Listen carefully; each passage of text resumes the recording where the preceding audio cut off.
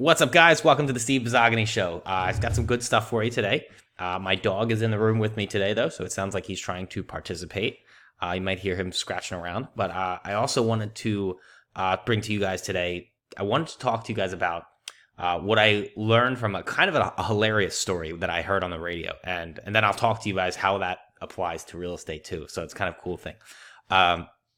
So the funny part is, while I was listening to the radio, at the end of every show, they talk about something fun or something that's like not related to the normal topics they talk about. Like maybe it's like something they hate or something they like or something that is interesting or whatever. It's like a fun fact thing or whatever. So the funny story that it came at the end of this one particular show was the fact that modern art is apparently, the quality of modern art is apparently fading. Now, I don't know anything about art. I'm not an art guy. So I don't really know if that's true or not. And it's frankly not really all that important for today's topic anyway. So apparently the quality of modern art is fading away, and this one artist apparently decided to bring that fact to light and pretty much mock the fact that modern art is fading away. And he's basically not really subtle at all. He's basically demanding that the quality of modern art be increased and get back to the higher quality of things. So basically what this guy does is he makes quote unquote modern art, and he finds a section of his wall. He finds a section of his wall, grabs some duct tape, and duct tapes a banana to the wall. And then calls it art. And then he names the art, quote unquote art. He names it The Comedian, which is a perfect and brilliant name, actually, for what this guy's doing. Sold the art. He cut out the piece of the wall, put with this banana duct taped to the wall. He actually cuts it out and he sells it at an art show to another artist. And they actually, I think they paid $120,000 for this banana duct tape to a wall. And I find that to be absolutely hilarious. Like somebody paid $120,000. Somebody paid an annual income for a banana that's going to rot. By the way, a banana duct taped to a wall. As funny as that is, the point of that story is not about the banana at all, or about the duct tape, or about the wall, or the fact that the guy made 120 grand off of an 89-cent fruit that you can get at pretty much any store ever. The point of this, actually, I learned this concept from a mentor of mine. Whoa, dog. Sorry about that. My dog had something caught in his throat. But anyway, so the point is, the mentor of mine, his name's Russell Brunson, actually. He's an online marketer. He's a brilliant guy. And Russell talks about a very interesting concept called people will pay more money for the same thing if packaged differently. So basically, you could sell, in this example, you could sell a banana for 89 cents, or you could repackage it, aka duct tape it to a wall, and sell it for 120 grand. People will pay more money for the exact same thing if packaged differently. His example, for instance, take a couple of examples that he uses, is he will talk about a laptop. Like, okay, you could pay maybe for an old used laptop, probably around $1,000, maybe less, probably less than 1,000, maybe a couple $100. But if you package it differently and say, well, this isn't just a regular laptop. This laptop it's a laptop that he actually ended up paying for himself. His friend was selling him a laptop, and he said, hey, this isn't just a regular laptop. I want $5,000 for this laptop because it has every marketing course ever known to man, every marketing course known to man on this laptop. And it's extremely valuable. It's got all this stuff on it, blah, blah, blah. Created a whole package around that laptop and then sold it to Russell for $5,000, which you could have turned it from $500 to $5,000. Again, huge difference in price. Maybe not as much as the banana, but still. The other example that he used was that an iPhone. Like, you could buy an iPhone for, depending on what model you get, somewhere between $500 and $1,000 if it's used. Probably a couple $100 if it's used.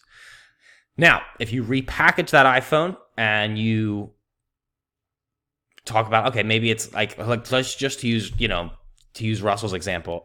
Russell will say, what if I package this iPhone as it's Michael Jordan's iPhone, or it's my iPhone, but I have contact information of like Michael Jordan or Tony Robbins and all these other rich, famous people on here. And I've got these marketing guides all over it. And I've got this, that, and the other thing. I've got this benefit 1, benefit 2, benefit 3, and I've got all this other stuff on this iPhone. Now all of a sudden, it's not just a regular iPhone anymore. It's packaged differently now, and now therefore it's a $10,000 iPhone, because now you have the network of Tony Robbins, Michael Jordan, you have like Kobe Bryant, you have Scarlett Johansson, you have all these famous people now in your database. So what's it worth now? It's worth more now. So like I said, the people will pay for. And this whole banana thing is what inspired me to bring this example that Russell talked about up, and that's why I'm talking about it today. So I think it's fascinating. But like to someone for someone to repackage a banana that's 89 cents and then get it for $120,000 shows the real volume, the real actual gravity that this really actually is something that's true. And this goes for your real estate business too. So presentation is everything, because a different mentor of mine told me about that in real estate, or actually in any kind of marketplace, actually, if all things are the same, people will pay the cheapest price. So if everything's equal, people pay the cheapest price. So your point, you have to show yourself as a real estate agent. You have to communicate your value, or whatever your profession is. Maybe it's not real estate, whatever it is. You have to show yourself as someone who is different from you have to communicate your value, because and you have to show that you have to repackage yourself. You have to repackage yourself as opposed to a banana or an iPhone or a laptop.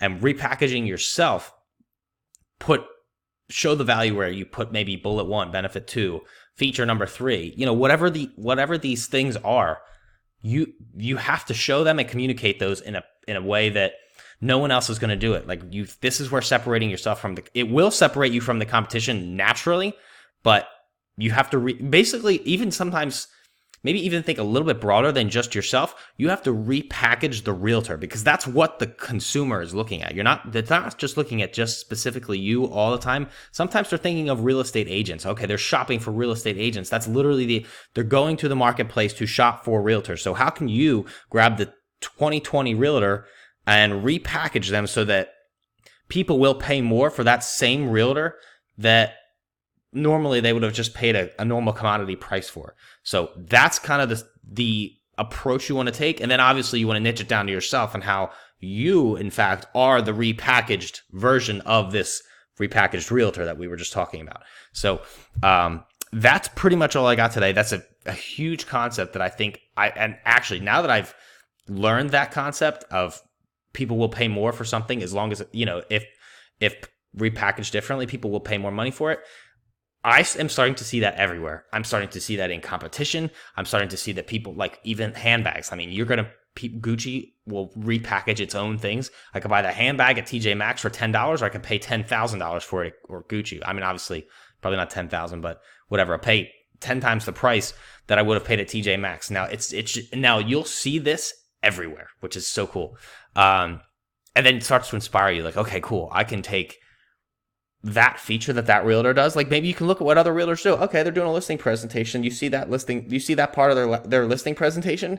Now take that aspect of maybe your coworker's listing presentation. Maybe you obviously don't copy the whole thing, but look at that one aspect of their listing presentation. Like, I really like that they do that little comp analysis there. Now, okay, now look at that one analysis, and how can you repackage that one way and make it more valuable and obviously make it your own as well.